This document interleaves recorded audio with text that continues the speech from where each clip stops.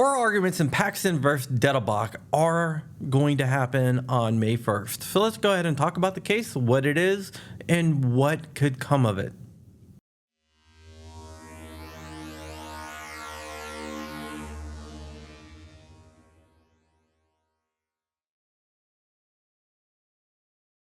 What's up, Wolverines? Welcome back to the channel. My name is John Crump, and I happen to be an investigative journalist. In fact, that's why I've been absent for a few days, because I've been working on a major story. And no, it's not the FBI Files Part 2. That will come out tomorrow on AMLN News, and I'll be dropping a video on that too. It is another story that is explosive, and I think you guys will really enjoy it because it is taking a deep dive into something and getting more information out there on something that a lot of people are wondering about, but there's been a lot of obfuscation around. So you'll have to wait to find out what that is. This is John Crump News, which is my YouTube channel, which goes along with my writing. It helps me get my message out there. So if you would, please like, comment, and subscribe. It really helps me out, and it helps boost the signal, which is a good thing.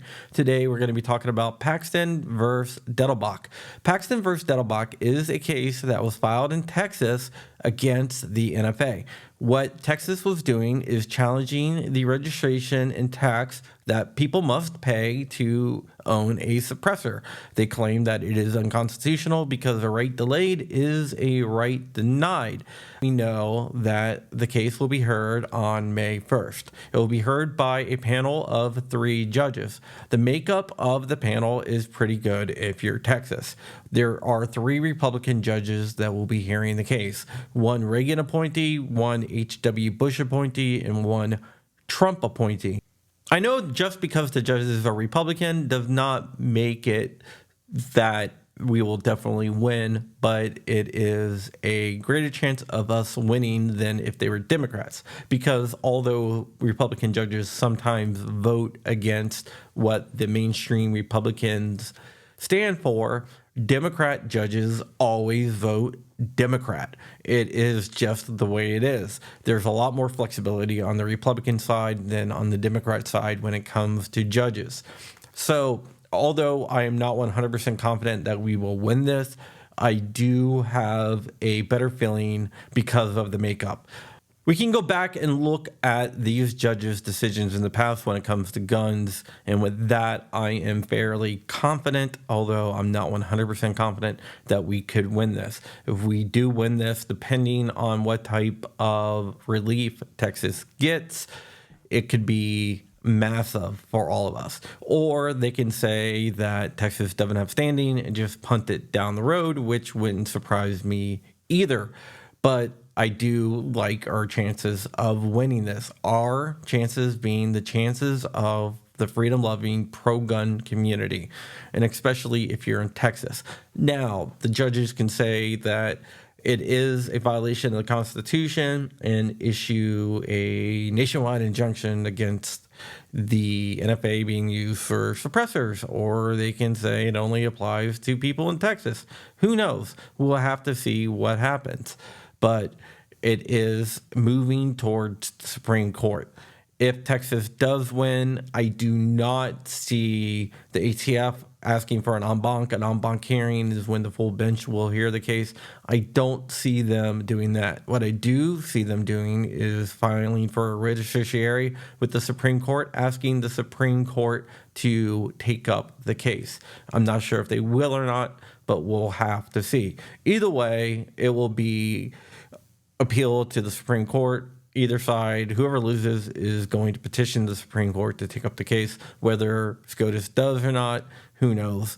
You can never be for sure what they are going to take and what they will not take unless there is a circuit split.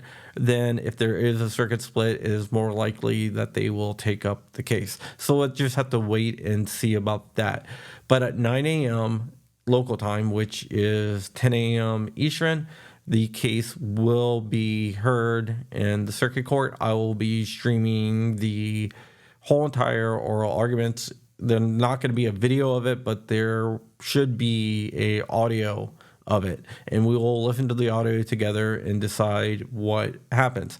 Oral arguments do not take that long. It's not like an all-day thing. It's like an hour or so, and both sides will get to speak. One side will speak, which will be the appellate, which will be Paxton, in this case in Texas.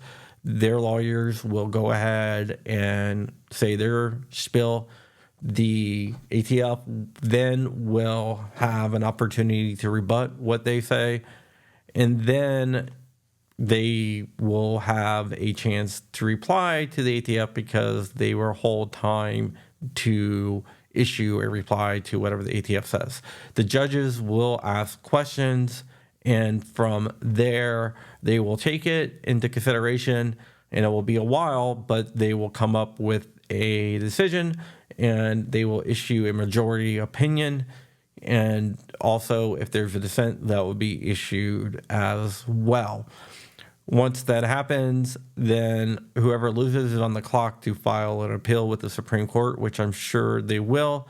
But this could be a major chunk coming out of the NFA, which would be good for you and would be good for me. I do believe that the NFA is unconstitutional. If you look back in the 50s, there was a case in Pennsylvania called Murdoch versus Pennsylvania, and it involved a Jehovah's Witness that was going door to door, giving away these little pamphlets and asking for donations for giving these pamphlets over. The state arrested him because he did not have a license to solicit. That case went all the way up to the Supreme Court, and the Supreme Court ruled you cannot pit a direct tax on a right. And yet we have the NFA, which is a direct tax on a right. So we need to rectify that and go ahead and get rid of the NFA because it is a direct tax on a right. And the Supreme Court has already said that is unconstitutional. So we'll have to see what happens there. Also, the NFA violates the Second Amendment, but if you're watching this channel, I'm pretty sure you already know that. So with that short video today, the FBI Files Part 2 should be dropping tomorrow. And then I am working on another massive story that will be all over the place, I believe. And that will definitely be interesting to everyone in the gun community and also beyond. So stay tuned for that. It'll drop on MLN before I put a video out, just like the FBI Files Part 2 would drop on MLN as well before I put a video out. But you also might be an agave.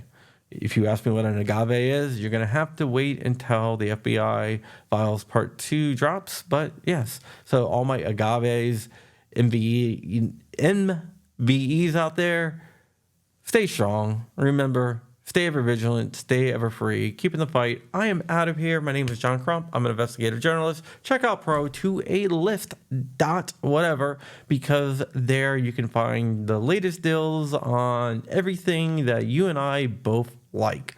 All right, guys. See you later. Bye.